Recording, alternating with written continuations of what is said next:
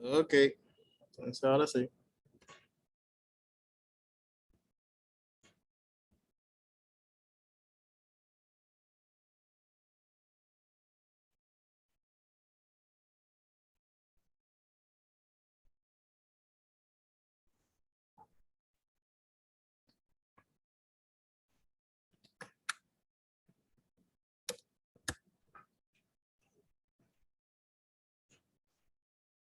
Muy bien.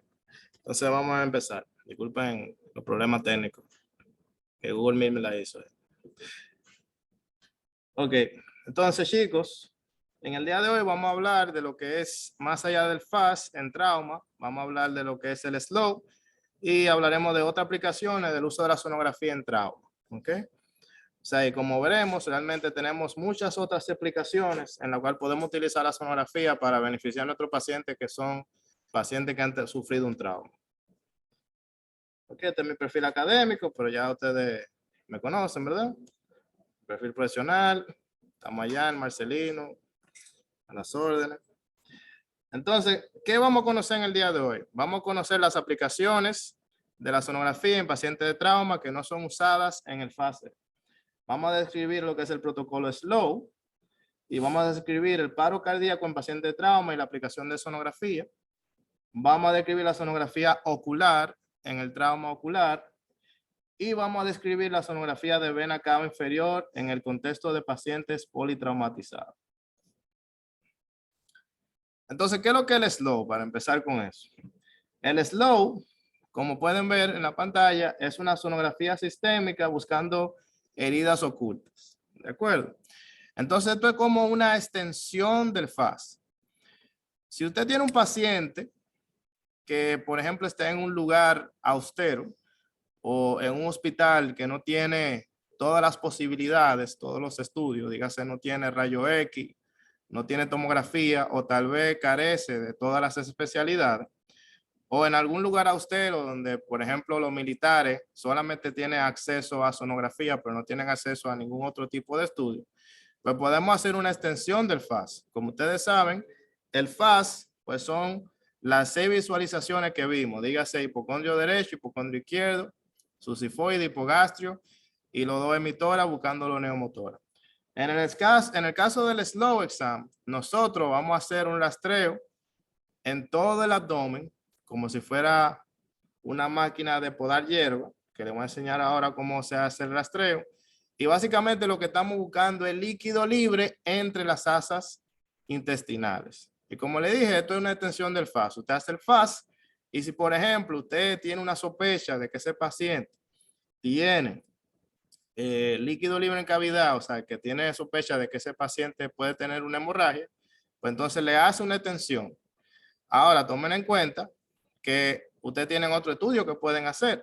Si usted está en un centro donde tienen otro estudio que podrían realizar y usted tiene una sospecha alta y tal vez, por ejemplo, el paciente se pudiera mover a radiología, pues entonces eso es algo que se puede tomar en cuenta. Entonces, vuelvo y le digo, el SLOW es un acrónimo que quiere decir sonografía sistémica buscando herida oculta y se utiliza en pacientes con sospecha de líquido libre en cavidad abdominal, a los cuales se le hizo un FAST y el FAST fue negativo. Entonces, ¿cuál es el propósito del SLOW? Identificar líquido libre, normalmente sangre, en el peritoneo, pero que no fue identificado con el FAST. Entonces, ¿cuál transductor vamos a utilizar en un SLOW? O sea, el curvilíneo, muy bien. Ok, vamos a utilizar el curvilíneo. Pero tomen en cuenta que cuando vamos a ver las asas intestinales, ok, también es bueno utilizar el lineal. Entonces, lo que yo recomendaría es iniciar con el curvilíneo, ok, hacer un rastreo completo con el curvilíneo y ya luego de que hace el rastreo con el curvilíneo y usted identifica sobre todo las áreas de algesia, o sea, la área de dolor, pues entonces usted va a esa área con el lineal y hace un rastreo pues más minucioso, ¿de acuerdo? Buscando por lo mismo líquido libre en la asas intestinal. Recordemos, igual, la clínica impera, o sea que la clínica nos va a dar el 80 al 90% del diagnóstico. O sea que si un paciente está hipotenso, taquicárdico, sonoliento, diaforético, pulso periférico débil, dice que se va a morir, que tiene sed, Pues usted, aunque el slow esté negativo, igual es un paciente que si está en un lugar austero hay que referirlo, ¿verdad? Y si está en un hospital donde no hay cirujano para hacerle una laparotomía exploratoria, igual hay que referirlo. Villa Altagracia, ¿verdad? Entonces, ¿cómo hacemos con el slow? Bueno, pues tenemos un trauma cerrado de abdomen, un trauma de tórax, un paciente politraumatizado. Volviendo a recordar, un politraumatizado es uno que tiene la lesión de 2 o más órganos y uno de ellos amenaza su vida. Le hacemos el FAS. Entonces el FAS resulta que está negativo, no le vimos nada. Entonces buscamos líquido libre en cavidad peritoneal. No hay líquido libre, pero el paciente está hipotenso, taquicárdico, sonoliento, o sea, estamos dinámicamente inestables. Le hacemos un slow. ¿Ok? O sea que la idea es, todo el que tiene un trauma, le vamos a hacer FAS primero. Ahora, él sigue con una sospecha alta de que este paciente tiene algo a nivel abdominal, pues vamos a hacer el slow, vamos a hacerle la extensión, ¿de acuerdo? Entonces, en este caso, si el paciente tiene un slow positivo y está en un hospital que tiene todas las posibilidades, pues igual, se lleva a quirófano. Pero si está en un hospital que no tiene todas las posibilidades, pues se refiere a un lugar donde haya más, o sea, donde se le pueda resolver al paciente, básicamente. ¿Ok? Se traslada a un hospital de tercer nivel. ¿Ok? Entonces, ¿cómo es que hacemos? ¿Cómo que hacemos el estudio tipo slow? Bueno, pues sería muy parecido a como hacemos un rastreo de lo que serían las asas intestinales. Esto lo hacemos, por ejemplo, cuando estamos haciendo un estudio buscando obstrucción intestinal, invaginación intestinal, ¿ok? Que hacemos un rastreo, bueno, de todo el intestino, porque acuérdense que el intestino, pues, es una gran porción. Entonces, hacemos un rastreo en transversal, por eso la flecha está hacia la derecha, y comenzamos a bajar, pasamos al medio, subimos, pasamos para acá y bajamos, ¿ok? O sea que como se fijan, es como si fuera la máquina de podar de podar hierba, ¿ok? O sea, tú vas, llega al final, dobla, sigue para abajo, llega al final, dobla, sigue para arriba, ¿ok? O sea que es muy parecido a eso. Y esta misma técnica pues se utiliza en los pacientes que tienen, vuelvo y le digo, problemas intestinales, que tendremos una ponencia sobre eso, que hablaremos de apendicitis, imaginación intestinal, de obstrucción intestinal, y ahí veremos lo que buscamos en esos casos. O sea que este mismo rastreo que hicimos, buscando líquido libre entre las asas intestinales, pues sería el mismo rastreo que hacemos cuando estamos buscando una patología intestinal. Miren aquí, por ejemplo, este es del artículo científico que hablaba de el slow, donde se habla de esa aplicación, que por cierto se lo compartí en el grupo de WhatsApp, lo pueden verificar, ¿ok? Y ahí se ve que el paciente tiene líquido libre entre las asas intestinales y en el caso de ese paciente en específico fue llevado a cirugía y como pueden ver tenía una lesión a nivel del ciego, ¿ok? Entonces, siguiendo con los pacientes que tienen trauma, vamos a ver ahora un caso de un paciente y vamos a ver cómo lo podemos discutir y llegar a cómo la sonografía fue un punto importante. Entonces vamos a ver. Tenemos un masculino de 30 años. Viene vía emergencia luego de que tiene un accidente de motor. Se recibe con un trauma torácico y abdominal. Es llevado por los familiares a la sala de emergencia. Se recibe un paciente inconsciente, con un pulso carotídeo ausente, o sea, no tiene pulso, y está con respiración agónica, gapeando así. ¿Ok? Y tiene estigma de trauma y laceración en el tórax y el abdomen. Y este es el trazado en el monitor. Un trazado normal, taquicárdico, ¿ok? Pero no tiene pulso. No tiene pulso, está inconsciente y está gaspeando, o sea, tiene respiración agónica. Entonces la pregunta mía ahora es a ustedes, mi querido estudiante. ¿Ese paciente está en parada cardiorrespiratoria? ¿Qué ustedes dicen? No tiene pulso, está inconsciente, pero en el monitor tiene un trazado electrocardiográfico normal. Es una actividad eléctrica sin pulso. O sea que sí está en parada, ¿verdad? Está en parada y ¿qué ritmo tiene? Tiene una actividad eléctrica sin pulso. Ok, recordemos, los ritmos de parada son fibrilación ventricular, taquicardia ventricular sin pulso y la asitolia y la actividad eléctrica sin pulso. Que en este caso, eso es lo que tiene nuestro paciente, que es muy común en los pacientes de trauma, justamente. Entonces, ese paciente, si ustedes se llevan del manejo, ¿verdad? ¿Cómo ustedes lo manejarían? O sea, si ustedes leen actividad eléctrica sin pulso, ¿cómo se maneja la actividad eléctrica sin pulso según la AJA, o sea, la Sociedad Americana del Corazón en Estados Unidos? Es un paciente que se le da RCP, se le dan ventilaciones y se le da adrenalina, ¿verdad? Según, eso no lo dije yo, eso lo dijo la AJA. Déjenlo ahí, el protocolo de la AJA dice, si este paciente tiene un ritmo no desfibrilable, si tiene un ritmo no desfibrilable, tiene una PA, que en inglés es Pulseless Electrical Activity, o asistolia, lo que estamos hablando, actividad eléctrica sin pulso.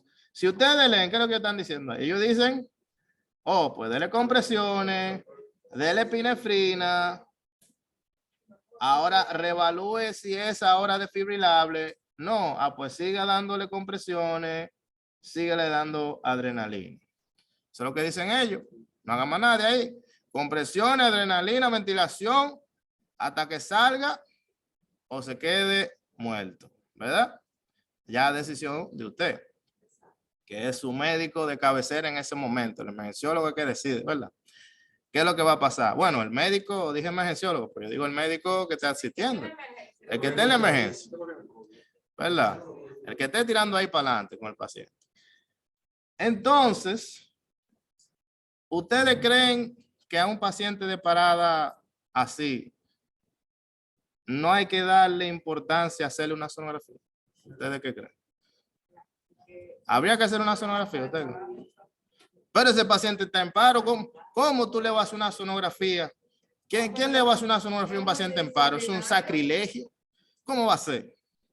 Eso de hacer sonografía, eso no le cae en la cabeza a nadie. De que una gente dándole compresión y ventilaciones, venga alguien de que hacerle sonografía. ¿Sí? Yo lo en el materno yo lo he hecho. Reanimando una embarazada y sonografista. Y otro ginecólogo. Bueno, pues, por ejemplo, si no tiene un choque de efecto, periodo de utilidad. Bueno, pues esto es un trauma. Es que no, porque tenemos que ir a este contexto, es algo agudo. A ver si hay otra causa de Entonces, le voy a explicar a ustedes por qué. Hay algo que yo, en esa situación, el paciente tiene un ritmo No desfibrilable, tiene un ritmo no desfibrilable. Puede que el corazón esté funcionando, pero que no tenga la fuerza suficiente para llevar el pulso. Y con el sonógrafo podemos ver el movimiento del corazón.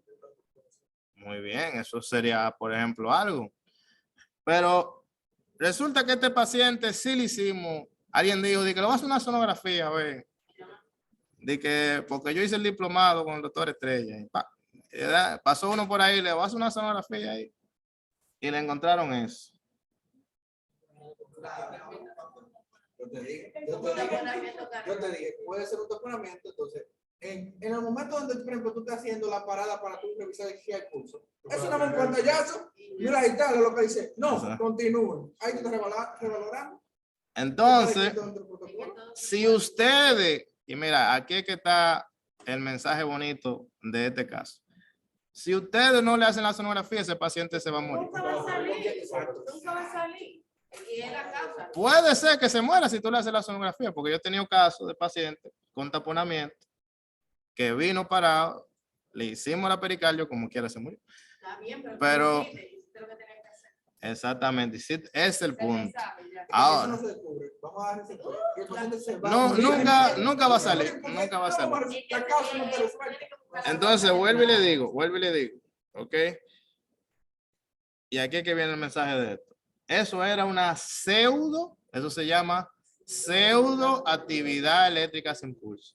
¿Qué es lo que es una pseudo actividad eléctrica sin pulso? Se refiere a los pacientes que no tienen pulso carotídeo a la palpación, pero se evidencia actividad cardíaca por ecocardiografía.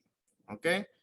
Y justamente una de las cosas que uno busca es taponamiento cardíaco, porque eso es reversible. O sea, usted le hace la pericardio y el paciente pudiera salir de esa situación, de esa parada.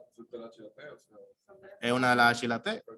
Pero si usted no le hace la sonografía, nunca lo va a ver y el paciente nunca va a salir porque el tratamiento de un taponamiento es una pericardiocentesis.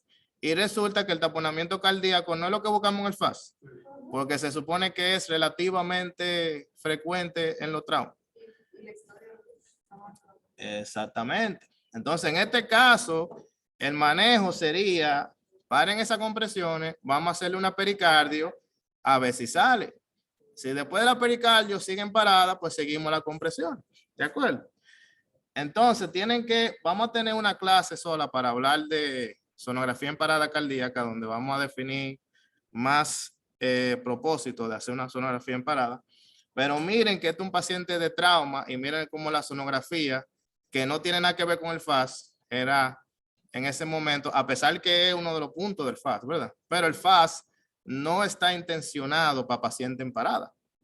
¿Ok? Se supone que el que tú le haces un FAS es un paciente que está consciente, está vivo, y tú lo que quieres es buscar líquido libre para mandar al quirófano. ¿Ok? Pero esto es justamente una de las aplicaciones novedosas, importantes de la sonografía, no solamente en trauma, sino en todo el que hace una parada, porque el taponamiento en trauma, pero también hay taponamiento en clínicos. ¿De acuerdo? Y miren ese dato.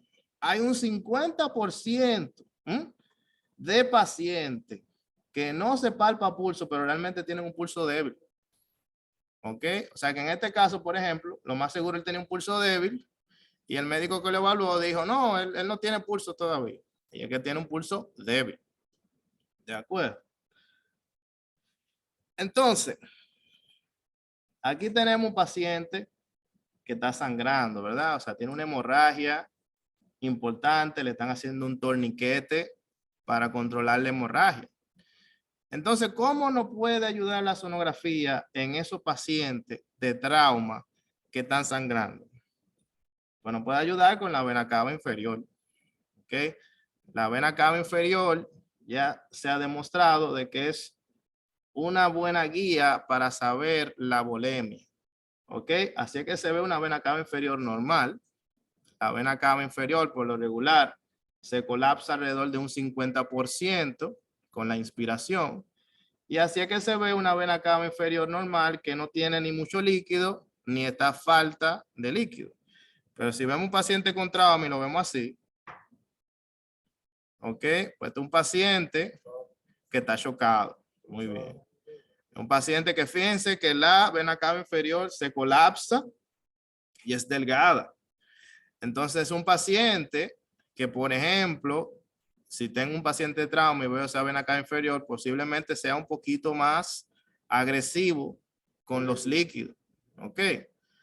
Recuérdense que esto es todo agudo. Esto es un paciente que lo tengo ahí, voy a durar con él 2 o 3 horas hasta que pueda mandarlo al área donde lo voy a mandar, ya sea a quirófano o a UCI, porque los pacientes politraumatizados siempre van a UCI.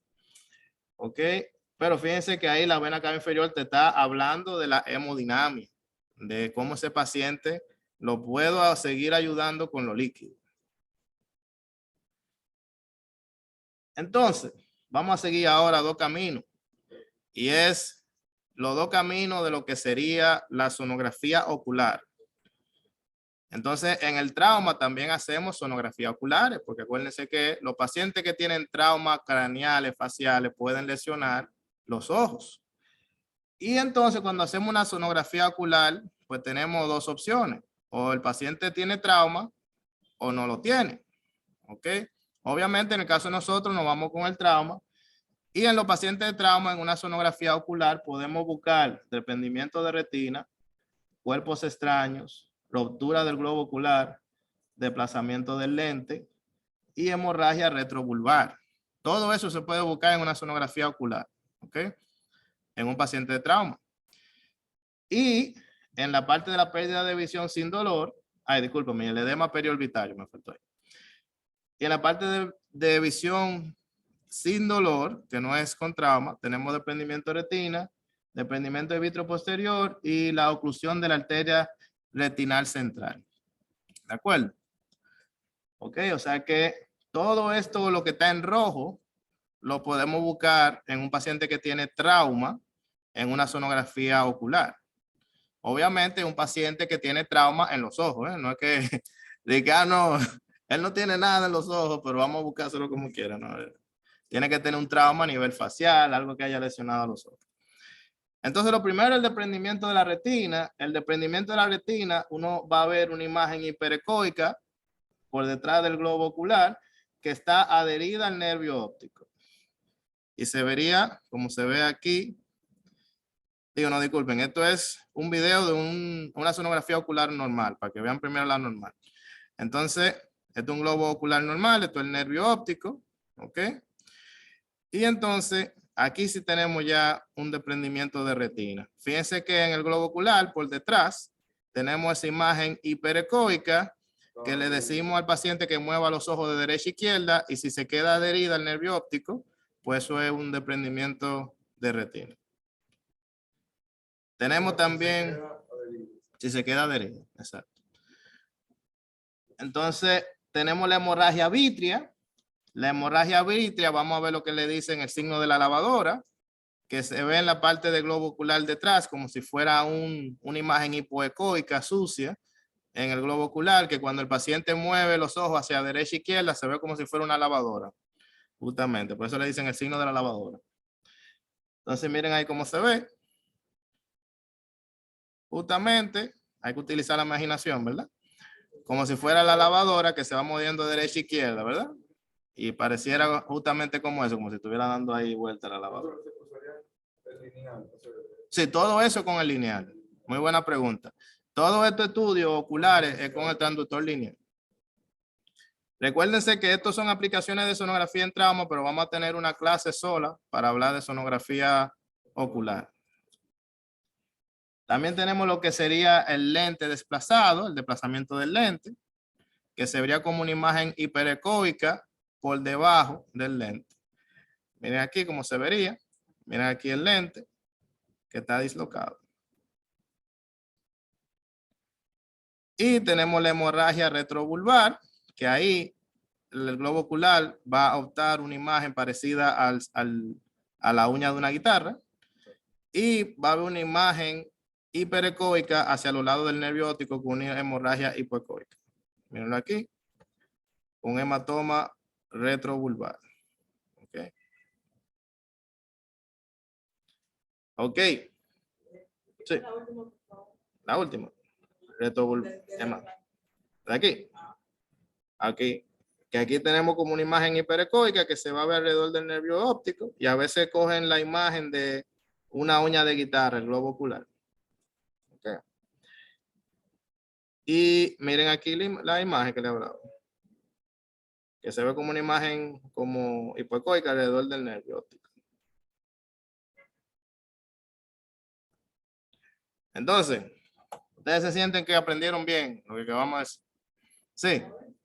Vamos a ver. Vamos a tirar para adelante, ¿verdad? Vamos a practicar lo aprendido. ¿Este paciente tiene taponamiento, sí o no?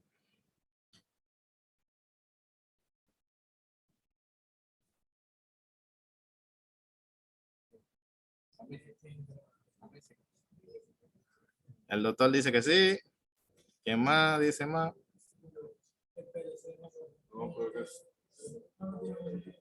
¿Tiene o no tiene? ¿Qué dice mi gente? Acuérdense que el taponamiento es dos cosas. Una, tiene que haber derrame pericárdico. O sea, tiene que haber una imagen negra alrededor del corazón y que tiene que haber luego el colapso del ventrículo derecho. Entonces, la primera pregunta, ¿hay una imagen negra alrededor del corazón ahí? No. ¿Hay colapso del ventrículo derecho? Entonces, ¿hay o no hay taponamiento? No. Pues no hay taponamiento, esa es la respuesta correcta. Ok. Ahora, ¿cómo está la vena cava inferior de este paciente? Vamos a ver. Colapsando.